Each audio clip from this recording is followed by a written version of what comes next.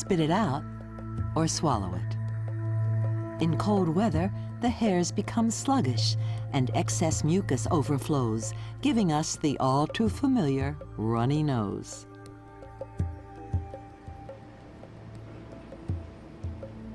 The narrow passages of the nose slow down the rate at which we can take air into our lungs.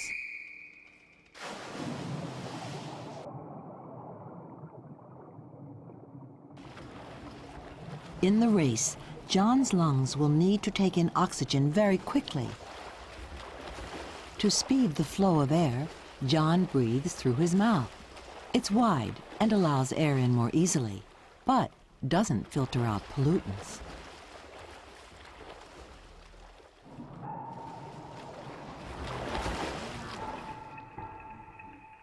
The passages from mouth and nose join at the back of the throat, just above the larynx or voice box. This is the gateway to the lungs, and it's protected by a tough flap, the epiglottis, that prevents food or water from going down the wrong way. Tense the vocal cords, and we can create sounds and speech that are shaped by the mouth and the bones of the skull.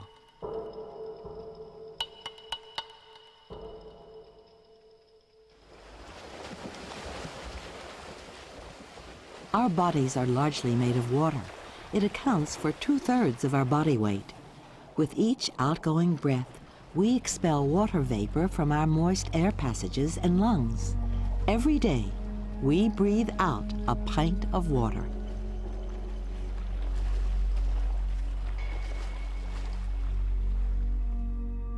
Below the voice box, our windpipe is reinforced with stiff rings of cartilage to keep it permanently open. It's also carpeted with microscopic hairs, acting as a conveyor belt that carries dirt-laden mucus back up to the throat.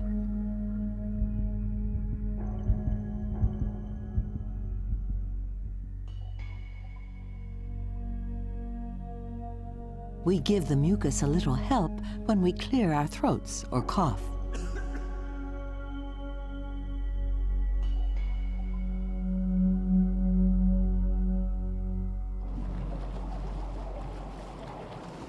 Our lungs may keep us alive, but they also come in handy for other less vital tasks. A deep lung full of air from urea can force up to 10 pints of air into the raft. Normal breathing only uses about 1 pint. We pump a pint of air in and out of our lungs with each breath, 15 times a minute. During an average lifetime, 13 million cubic feet of air passes through our lungs, enough to fill a football stadium.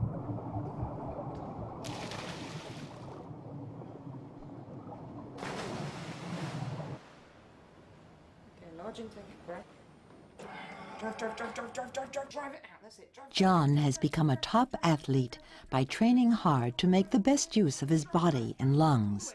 Breathing as deeply as possible, he can exhale an impressive 6.5 liters. That's almost 14 pints of lung capacity, a good 2 pints more than the average person.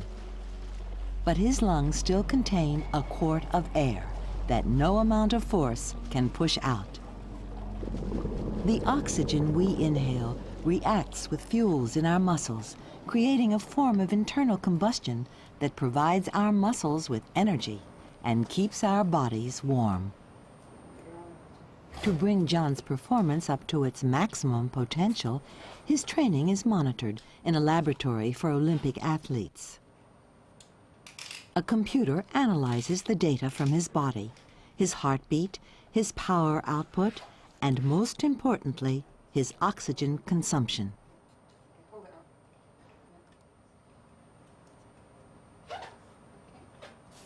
Right, 3, 2, 1, go.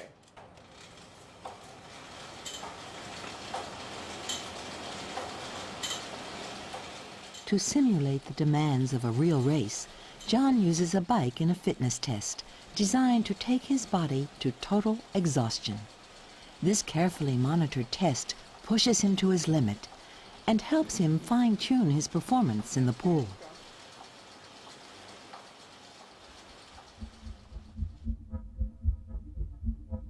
Each breath is forced down through a labyrinth of tubes inside the lung.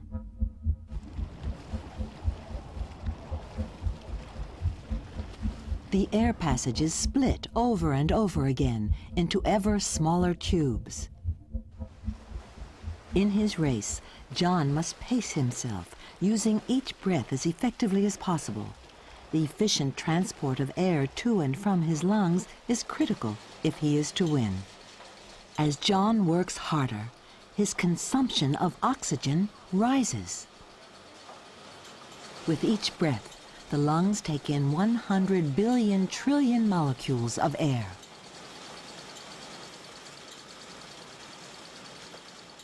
Only 1/5 of these are oxygen molecules, the gas that keeps us alive. The rest are mainly nitrogen molecules, an inert gas that flows in and out of our lungs unchanged.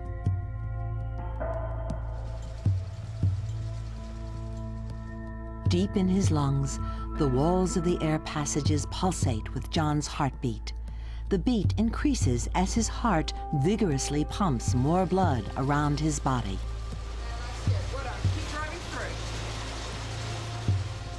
John's blood is quickly stripped of oxygen as it pounds through every blood vessel in every straining muscle. It's hungry for oxygen when it returns to his lungs.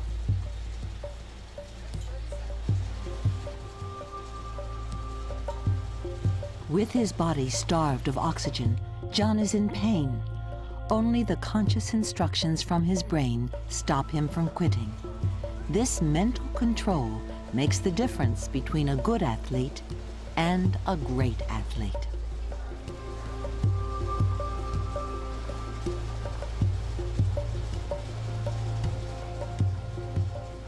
The branching maze of air passages ends in tiny tubes, each draped with miniature airbags, the alveoli. We each have 700 million of them. The alveoli mark the end of the road for the inhaled air. This is the inside view of one of the alveoli. Only 1/100th of an inch across, its walls are only a few millionths of an inch thick, so oxygen can diffuse straight from the air into the surrounding blood vessels.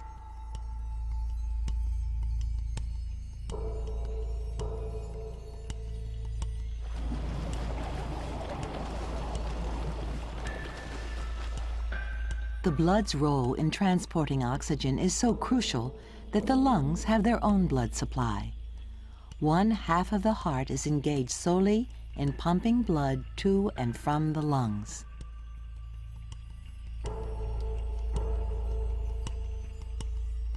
An intricate network of tiny vessels carries blood depleted of oxygen to the alveoli. This is one of the densest networks of blood vessels anywhere in our bodies.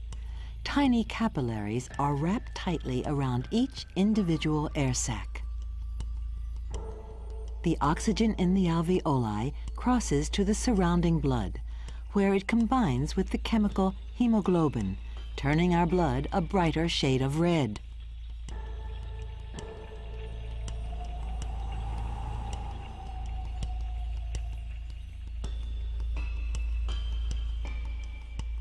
Because oxygen doesn't dissolve well, hemoglobin is essential to our survival.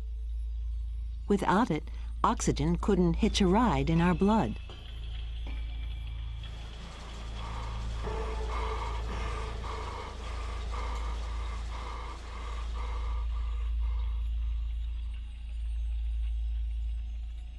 Without hemoglobin, our blood would not carry enough oxygen to keep us alive, even when we're resting,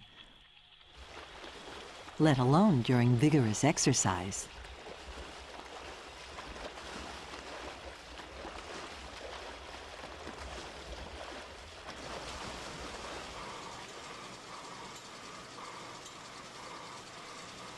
Hemoglobin is packaged in special cells, the red blood corpuscles. We each have 30 trillion of these microscopic cells. If they were placed side by side, they would reach halfway to the moon.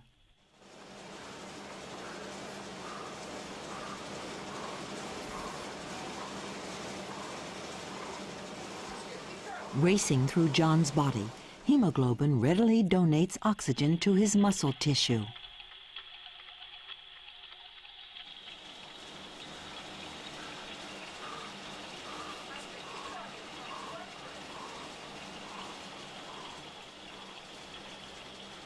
Far more fit than the average human, John can move oxygen with high efficiency.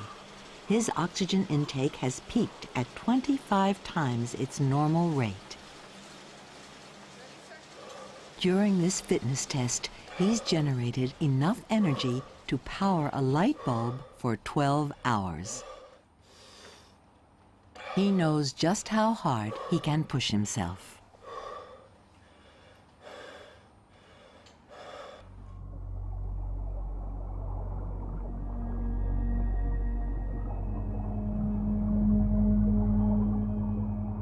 As the fuel in John's hard-working muscles combines with oxygen, it creates a waste product, carbon dioxide. This gas dissolves in the blood and is carried back to the lungs, where it's expelled into the atmosphere. The gas we exhale is 100 times richer in carbon dioxide than the surrounding air. John swims to win, but sometimes we swim to survive.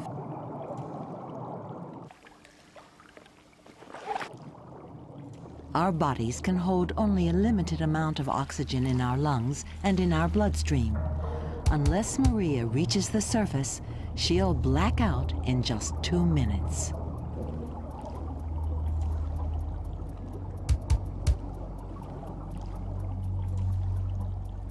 She needs to use all the precious oxygen she's stored in her body. Her brain is the most sensitive to the falling level of oxygen. We can survive without eating or drinking for days, but to live, we must keep breathing.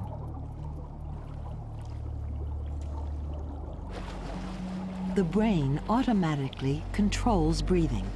Consume more oxygen and we breathe more deeply.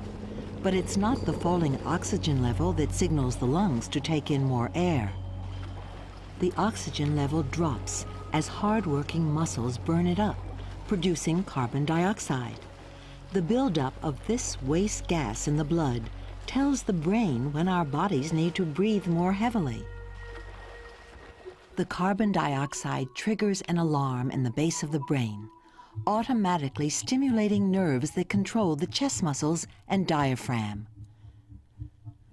For a short time, you can consciously override this breathing reflex, but it's impossible to suffocate yourself by holding your breath.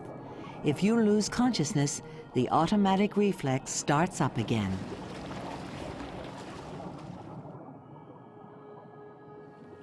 It's human nature to try to extend our natural capabilities.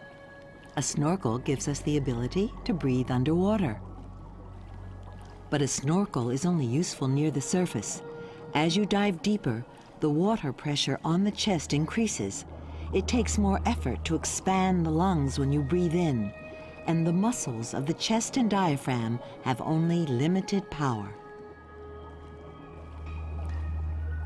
This scuba diver solves the problem by using a tank of compressed air. It supplies air to her lungs at a pressure that matches the water pressure surrounding her body. With an independent supply like this, she can work at this depth for up to 2 hours. The deeper a person dives, the less time the air supply will last, because of their need to breathe in more air to compensate for the increased water pressure.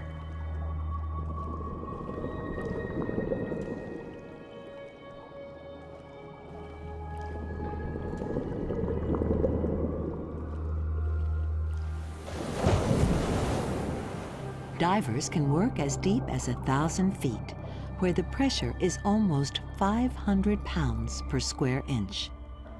The low pressure at high altitudes causes problems too, due to lack of oxygen.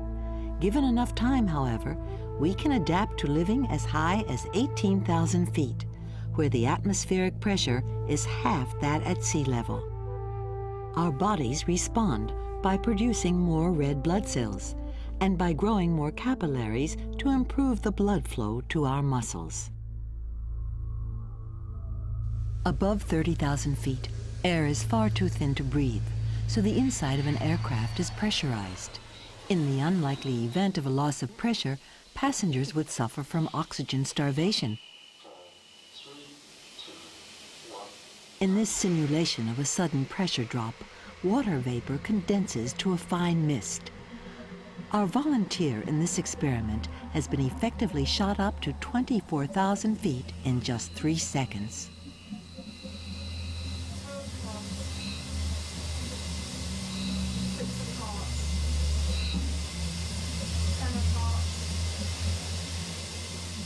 Identifying the numbers on a deck of playing cards tests the volunteer's mental agility. Although she thinks she's feeling fine and confident, she starts making mistakes after only 1 minute. Queen of hearts. 9 of diamonds. Her brain cells are the first to feel the lack of oxygen. The hemoglobin in her blood is unable to absorb enough oxygen from the thin air and can't stop her brain cells from starving.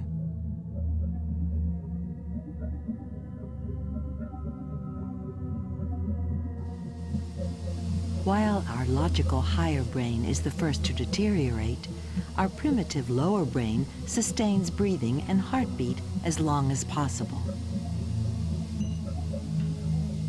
Before our volunteer becomes unconscious, she's given the cure, pure oxygen, as she would on a real flight. In this experiment, the room pressure is lowered to simulate how increasing altitude lowers the boiling point of water. At a pressure equivalent to 60,000 feet above sea level, our blood would boil at body temperature.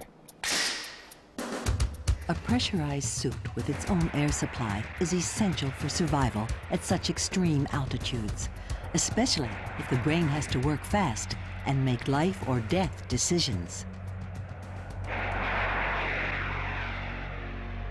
Space is the ultimate in airlessness. In an almost perfect vacuum, a spacesuit provides all the safety features normally provided by the Earth's atmosphere: a comfortable pressure, abundant oxygen, and chemicals to trap the exhaled carbon dioxide.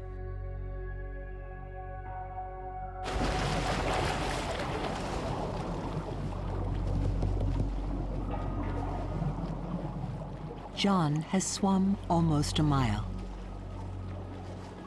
Now he goes into his last turn. As he powers his way to the finish, he takes the final few breaths from the ocean of air.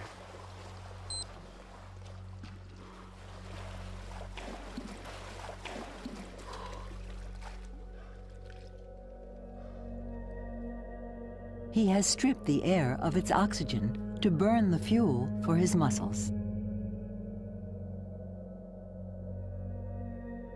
Oxygen is an essential part of Earth's thin mantle of air, forever nurturing its fragile cargo in a cycle as old as life itself.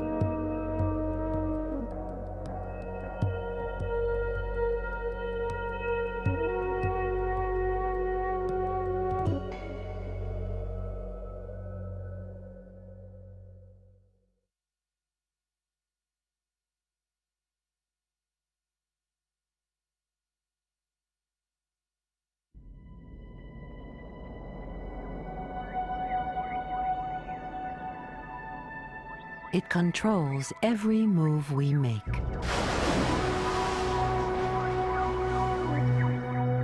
Its 14 billion cells connect a network of almost infinite complexity, which enables us to learn from the moment we're born.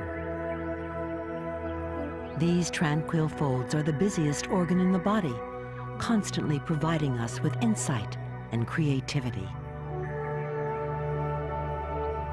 Probe the secrets of our mind as we explore the human brain, next on Body Atlas.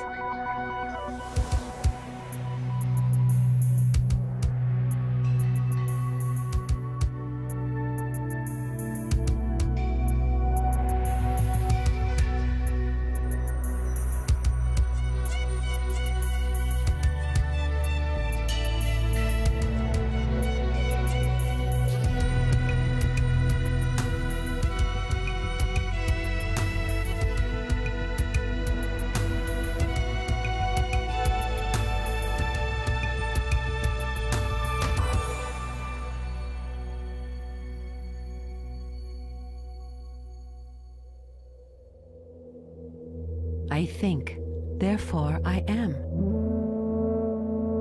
This is the home of all human thought and of our consciousness. The human brain is the pinnacle of evolution, the only object aware of its own existence.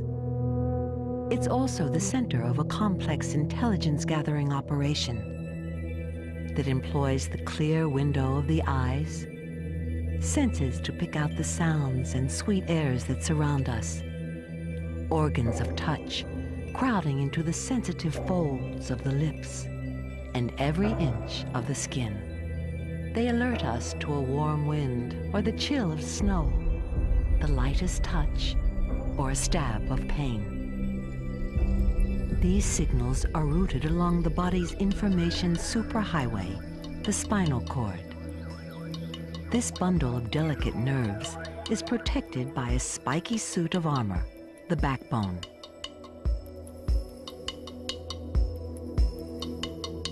It leads upwards to the bony helmet of the skull, encasing one small organ that can encompass the whole world outside.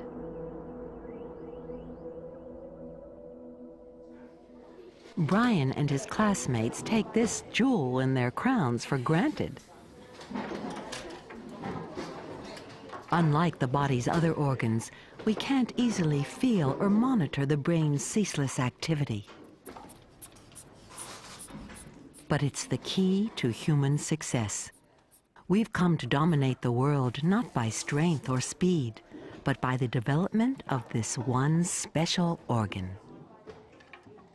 We can think in abstract symbols like language and math, and build up knowledge from generation to generation. The power of the brain isn't evident at first sight. Looking like an oversized walnut, it's 3 pounds of soft, watery tissue. The brain's secret lies in its billions of microscopic nerve cells. When we think, minute electrical signals flash between these nerves. It's similar to the electric currents that flow between the tiny transistors in a computer chip when it makes a calculation. But the network of nerves is far more complex. The 10 trillion connections in one brain outnumber the stars in the Milky Way 100 times over. The active nerve cells need a generous supply of energy. This network of blood vessels brings in oxygen and sugar, the brain's fuel. Over a pint of blood flows through the brain every minute. And a continuous supply of blood is essential. Nerves die rapidly when oxygen is cut off. After just a few seconds, some cells begin to shut down. We lose consciousness. After a couple of minutes, the brain suffers permanent damage.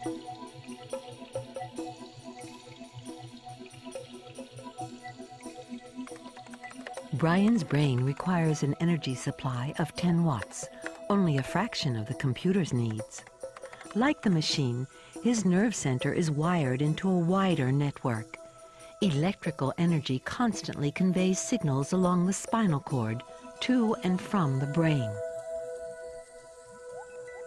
But in close-up, nerve cells are very different from electrical wires. there are many gaps for the signals to jump, providing thousands of alternative routes. And living nerve cells can link up to their neighbors, creating yet more new pathways, unlike the programmed route of electric currents in the computer.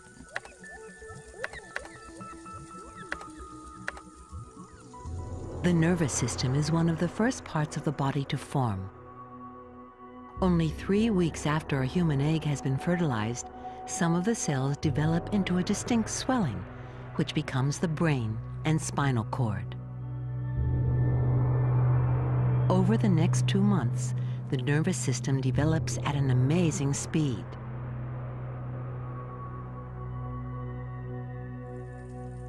During this time, the brain churns out 250,000 nerves every single minute.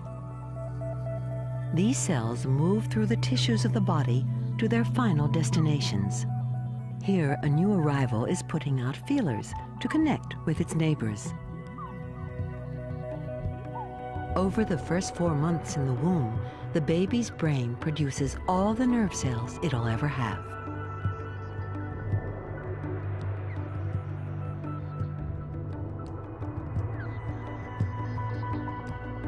At the same time, bones, highlighted in red, start to form.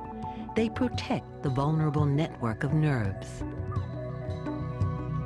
The top of the skull is made of 8 separate bones, allowing the brain to grow inside.